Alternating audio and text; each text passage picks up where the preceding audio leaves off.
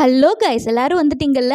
New இயர்லாம் எப்படி போச்சு எல்லாருக்கும்? உங்களோட எல்லா விஷயம் இந்த 2024 நிறைவேறணும் அப்படி சொல்லி விஷ் பண்ணிட்டு டே 92க்கான எபிசோட்குள்ளே போயிடலாம். அதுக்கு முன்னாடி யாரெல்லாம் நம்ம சேனலை சப்ஸ்கிரைப் பண்ணாமல் பார்த்துட்டு இருக்கீங்களோ சட்டுன்னு போயிட்டு சப்ஸ்கிரைப் பண்ணிட்டு வந்துருங்க. லைக் பட்டனை தட்டி விட்டுருங்க. வாங்க வீடியோக்குள்ளே போயிடலாம். ஓப்பன் பண்ணால் நம்ம பிக் பாஸ் கண்டஸ்டன்ஸ் எல்லாரும் ஹாப்பி நியூ இயர் சாங்குக்கு வைப் பண்ணிக்கிட்டு இருந்தாங்க. மணி மட்டும் ரவீனாவை நினச்சி ஃபீல் பண்ணிக்கிட்டு இருந்தார்ப்பா. நெக்ஸ்ட் டே மார்னிங் ஆக்டிவிட்டியே இந்த வீட்டில் கற்றுக்கிட்ட எந்த விஷயத்த 2024 நான் ஃபாலோ பண்ணுவேன் அப்படின்னு எல்லாரையும் சொல்ல சொன்னாங்க. சொல்லிக்கிற அளவுக்கு இந்த டாஸ்கில் ஒன்றும் இல்லை, எல்லாம் மாற்றி மாற்றி புகழ்ந்து தள்ளிட்டாங்கப்பா. ஆனால் இந்த விச்சு மம்மி மட்டும் யார் என்ன பேசினாலும் மூஞ்ச உருன்னே வச்சுட்டு இருந்தாங்க. ஏன்னு தெரில. அப்புறமா மணியோட மம்மிக்கு பர்த்டேவா, எல்லாரும் அதுக்கு விஷ் பண்ணாங்க. இதுக்கப்புறமா விஷ்ணு, தினேஷ், மணி எல்லாரும் உட்காந்து பணப்பெட்டியை யார் தூக்குவாங்க அப்படின்னு சொல்லி டிஸ்கஸ் பண்ணிக்கிட்டு இருந்தாங்க. முன்னாடியே விஷ்ணுட்ட தினேஷ் ஒரு பெட் கட்டி இருந்தார் இல்லையா விச்சு மம்மியை வச்சுட்டு. அதாவது விச்சு மம்மி பணப்பெட்டியை தூக்குனாங்கன்னா அந்த அமௌண்ட்ல இருந்து 2 சைபரை கட் பண்ணிட்டு அதை விஷ்ணுக்கு தினேஷ் தருவாராம். ஒருவேளை விச்சு மம்மி பணம் எடுக்கல அப்படின்னா விஷ்ணு அந்த அமௌண்ட்டை தினேஷ்க்கு தரணும் அப்படின்னு சொல்லிட்டு அதை பத்தி நம்ம மணிக்கிட்ட எக்ஸ்பிளைன் பண்ணிக்கிட்டு இருந்தாங்க. இதுதான் தவறான விஷயம். எல்லாரும் சம்பாதிக்க தானே வந்திருக்கீங்க, இதுல எதுக்கு நடுவில் ரம்மி ஆடிக்கிட்டு இருக்கீங்க? நம்ம கமல் சார் விச்சு மம்மியை ஓரங்க நாடகம் நடத்துறீங்கன்னு சொன்னதும் சொன்னாரு. டைம் கிடைக்கும் போதெல்லாம் இந்த பூர்ணிமாவை உட்கார வச்சு நம்ம தினேஷை தீக்க ஆரம்பிச்சுட்டு இருக்காங்க. இந்த தாட்டி ஓட்டு போட்டவங்க போடாதவங்கன்னு சொல்லி ஆடியன்ஸையும் சேர்த்து குறை சொல்ல ஆரம்பிச்சிட்டாங்க.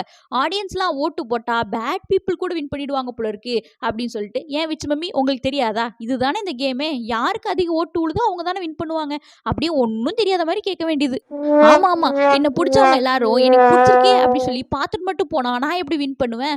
ஓட்டு போட்டால் தான் நான் வின் பண்ண முடியும். ஆனால் இதுவே அர்ச்சனாவை பாருங்க, சாதாரண டாமிக்ஸ் டாஸ்க்ல கூட அந்த பிளே வின் பண்ணணுங்கிறதுக்காக அவங்க சப்போர்ட்டர்ஸ்லாம் ஓட்டு போடுறாங்க.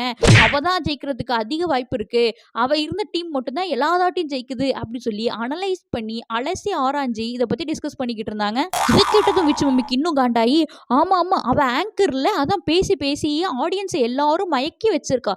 எங்க பேசணும் எப்படி பேசணும்னு அவளுக்கு நல்லா தெரியுது, எனக்கெல்லாம் ஒண்ணுமே தெரியாது அப்படிங்கிற மாதிரி குழந்தை மாதிரி பேசிட்டு இருந்தாங்க பாவம். இதுக்கப்புறமா மாயாவும் பூர்ணிமாவும் யார் பணப்பெட்டி தூக்குவாங்க அப்படின்னு சொல்லி டிஸ்கஸ் பண்ணிக்கிட்டு இருந்தாங்க.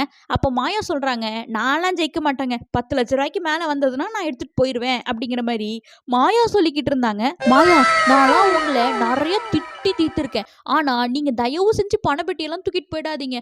ஒருவேளை நீங்க போயிட்டீங்க அப்படின்னா இந்த சோறாக்குற சோமியையும் சோகப்பட்டு பாடுற மாமியையும் வச்சுக்கிட்டு பிக் பாஸே நட்டத்துல தான் போதான். ஸோ ப்ளீஸ் அந்த விபரீத முடிவெல்லாம் எடுத்துடாதீங்க. அப்போ மணி விட்டு தான் போவாங்க அப்படிங்கிற மாதிரி இவங்க 2 பேர் டிஸ்கஸ் பண்ணிக்கிட்டு இருந்தாங்க. கைஸ், யார் அந்த பணப்பெட்டி தூக்குவாங்க அப்படின்னு நீங்க நினைக்கிறீங்க அப்படிங்கிறத கீழே கமெண்ட் பண்ணிடுங்க. நெக்ஸ்ட் நம்ம விச்சு மம்மி தினேஷ் பர்சனலை பத்தி பேசுனதெல்லாம் தப்பு அப்படிங்கிற மாதிரி பூர்ணிமாவும் மாயா கிட்ட சொல்லிக்கிட்டு இருந்தாங்க. இவங்க மூஞ்செல்லாம் பார்த்தா அவ்வளோ நல்லவங்க மாதிரி தெரியலையே அப்படிங்கிற மாதிரி தான் என் மைண்ட் வாய்ஸ் இருந்தது. கிச்சன் ஏரியால நம்ம தினேஷ் விஷ்ணு கிட்ட சொல்லிக்கிட்டு இருந்தாங்க, போற பக்கம் பார்த்தா நீ வின் பண்ணிடுவ போல இருக்கே. இப்பதான் மாயா கிட்ட பேசிக்கிட்டு இருந்தேன், விச்சு மம்மி போற ஐடியால இருக்காங்களாமா, பாப்போம் அப்படிங்கிற மாதிரி சொல்லிட்டு இருந்தாரு. நெக்ஸ்ட் நம்ம பிக் பாஸ் ஸ்மால் பாஸ்க்கு யாரெல்லாம் போறீங்க அப்படின்னு சொல்லி கொஸ்டின் கேட்க, பாய்ஸ் பூரா ஸ்மால் பாஸ்க்கு போறோம் அப்படி சொல்லி ஏஞ்சி நின்ட்டாங்க.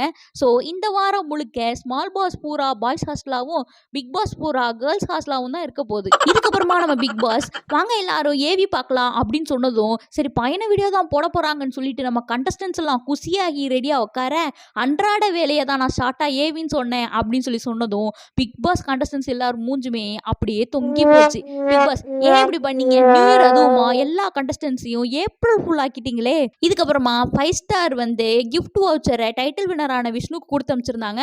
கூடவே மானே தேனே பொன்மானே அப்படி சொல்லி பாராட்டி ஒரு லெட்டரையும் கொடுத்து அமைச்சிருந்தாங்க.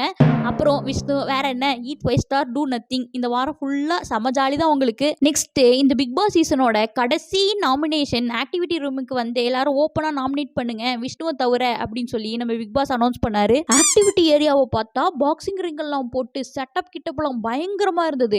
எல்லாத்து கையிலையும் கிளவுஸை மாட்டி விட்டு, விஷ்ணு நீங்க தான் ரெஃப்ரி, யாரை நாமினேட் பண்ணணும்னு நினைக்கிறீங்களோ எல்லாரும் அவங்கள கூப்பிட்டு நாக் அவுட் பண்ணி நாமினேட் பண்ணுங்க அப்படின்னு சொன்னாங்க. நான் கூட அடிச்சு மூஞ்சு கிச்சு உடச்சிருவாங்களோ அப்படின்னு சொல்லி பயந்தேன். இல்லை, நான் சும்மா தான் சொன்னேன். ஏன் அப்படின்னா டிக்கெட்டோ பின்னால எல்லாரும் தாயம் விளையாண்டுட்டு இருந்தாங்க. நாமினேஷனுக்கு எப்படியும் சல்பியா தான் இருக்கும் அப்படின்னு சொல்லி எனக்கு தோணுச்சு. தோணுன மாதிரியே எல்லாரும் ஒருத்தவங்க பேரை நாமினேட் பண்ணுங்க அப்படின்னு சொல்லி கடைசியா இதையும் பிராங்க் அப்படின்னு சொல்லி பிக் பாஸ் அனௌன்ஸ் பண்ணிட்டாரு. என்ன பிக் பாஸ் செம்ம ஃபன் மூட்ல இருக்கீங்க போல இருக்கே. இதை ஏதோ பெரிய காமெடி மாதிரி எல்லாம் உருண்டு புரண்டு உளுந்து சிரிச்சிட்டு கிடந்தாங்க. நம்ம விஷ்ணுக்கு மட்டும்தான் எல்லாரும் நாமினேட்ல இருக்காங்க அப்படின்னா நம்மளும் இருக்கமோ அப்படிங்கிற ஒரு டவுட்லயே முழிச்சுக்கிட்டு இருந்தாரு. விஷ்ணு தவிர அப்படின்னு சொன்னதுக்கு அப்புறமா தான் நம்ம அமுல் பேபி மூஞ்சில சிரிப்பே வந்துச்சு. இதுக்கப்புறமா ஹவுஸ்மேட்ஸ் எல்லாருக்குமே ஜெயச்சந்திரன்ல இருந்து 50,000 ரூபாய் கிஃப்ட் வவுச்சரும் மிக்சியும் கொடுத்து விட்டுருந்தாங்க. நியூ இயர் பார்ட்டி கொண்டாடணும்னா அதுக்காக 4 பேர் வந்து டாஸ்க் கலந்துக்கணும். அதில் வின் பண்ணா மட்டும்தான் உங்களுக்கு பார்ட்டி, இல்லைன்னா வெறும் வரட்டி அப்படிங்கிற மாதிரி பிக் பாஸ் அனௌன்ஸ் பண்ணியிருந்தாரு. கிண்டர் கார்டர் பசங்க கூட இதை விட நல்ல கேம் தான் ஸ்போர்ட்ஸ் டேல விளையாடுவாங்க. அவ்வளோ கேவலமாக இருந்தது அந்த கேம். இதில் வின் பண்ணிட்டு எல்லாம் பில்லோ ஃபைட் போடுற மாதிரி அந்த பலூனை வச்சு சண்டை போட்டுக்கிட்டு இருந்தாங்க. இந்த டாஸ்க் முடிஞ்சதும் நம்ம மணியும் விஷ்ணுவும் ஓரமாக உட்காந்து மாயாவை பற்றி திட்டி தீக்க ஆரம்பிச்சிட்டாங்க. இவங்களுக்குலாம் ஹியூமினிட்டியே கிடையாது, கைண்ட்னஸ் எங்கேயாவது இருக்கா இல்லையா, எல்லாரும் பார்ப்பாங்க தானே, ஏன் இவங்க இப்படி நடந்துக்கிறாங்க, இவங்க எல்லாரும் யூஸ் பண்ணி தூக்கி போட்டுடுறாங்க அப்படிங்கிற மாதிரி 2 பேர் டிஸ்கஸ் பண்ணிக்கிட்டு இருந்தாங்க.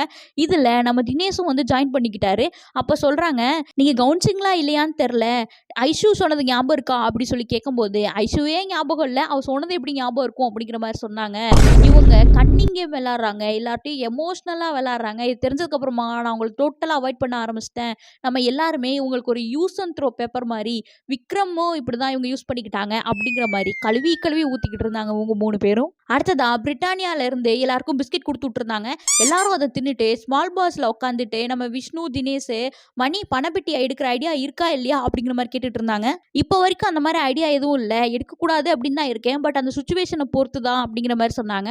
ஒருவேளை எடுக்கிற ஐடியா இருந்ததுன்னா அந்த விச்சு மம்மி வந்துட்டு பேச ஆரம்பிப்பாங்க. அவங்க பேசிட்டு இருக்கும் போதே இப்போ எடுத்துட்டு வந்துரு, 5 நிமிஷம் நீ யோசிச்சா கூட அப்புறம் ஒன்றும் கிடைக்காது அப்படிங்கிற மாதிரி ஃபன் பண்ணிக்கிட்டு இருந்தாங்க விஷ்ணுவும் தினேஷும் மணி வச்சு. இதுக்கப்புறமா பிக் பாஸ் எல்லார் சொக்காவும் நல்லா இருக்கு, வாங்க சோக்கா ஆடலாம் அப்படின்னு வேர் இஸ் த விருந்து பாட்டை போட்டு விட்டுருந்தாங்க. எல்லாம் அந்த பாட்டுக்கு அவங்க பாட்டுக்கு ஆடிக்கிட்டு இருந்தாங்க. டின்னர் சாப்பிட போனாங்க. டின்னரை பார்த்தா கல்யாண வீட்டில் போடுற மாதிரி வெரைட்டி வெரைட்டியாக சாப்பாடு இருக்குன்னு பார்த்தா வளகாப்பு வீட்டில் இருக்கிற மாதிரி வெரைட்டி ரைஸை போட்டு விட்டுருந்தாங்க. பாவம் பட்ஜெட் அவ்வளோதான் போல.